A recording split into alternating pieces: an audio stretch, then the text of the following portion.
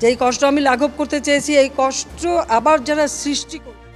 সাবেক প্রধানমন্ত্রী শেখ হাসিনার দেশে ফেরার ঘোষণা ঘিরে নতুন করে শুরু হয়েছে রাজনৈতিক ও কূটনৈতিক আলোচনা। একদিকে তিনি আগামী ডিসেম্বরের মধ্যে দেশে ফেরার ইচ্ছা প্রকাশ করেছেন, অন্যদিকে বাংলাদেশ সরকার বলছে তার ফেরার পথ নির্ধারণ করবে আইন। আর ভারত জানিয়ে দিয়েছে বিষয়টি সম্পূর্ণ প্রত্যর্পণ সংক্রান্ত আইনি প্রক্রিয়ার আওতায় বিবেচিত হবে। নোভা এলইডি টিভি, ঝকঝকে ছবি, নিখুঁত শব্দ, 5 বছরের ওয়ারেন্টি। নোভা মানে সঠিক মান, নিশ্চিত সেবা।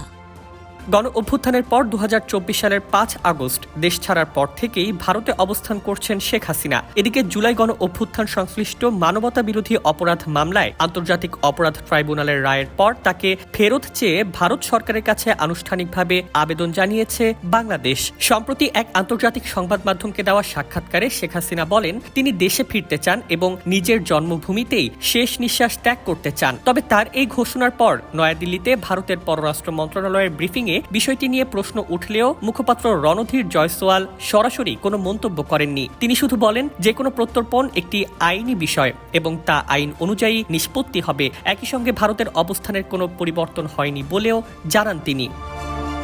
অন্যদিকে বাংলাদেশের পররাষ্ট্র প্রতিমন্ত্রী শামা ওবায়দ ইসলাম স্পষ্ট ভাষায় বলেছেন শেখ হাসিনাকে দেশে ফিরিয়ে আনতে ভারতের রাজনৈতিক সদিচ্ছা, কূটনৈতিক সদিচ্ছা এবং আইনগত সহযোগিতা সবকিছুরই প্রয়োজন। তার ভাষায় বাংলাদেশ সরকার প্রত্যর্পণ চুক্তি অনুযায়ী ভারতের সঙ্গে নিয়মিত যোগাযোগ করছে এবং আনুষ্ঠানিকভাবে প্রয়োজনীয় চিঠিপত্র পাঠানো হয়েছে। তিনি আরো বলেন শেখ হাসিনার বিরুদ্ধে রায় কার্যকর হওয়া দেশের মানুষ, গণতন্ত্র এবং জুলাই অভ্যুত্থানে ক্ষতিগ্রস্ত পরিবারগুলোর জন্য অত্যন্ত গুরুত্বপূর্ণ।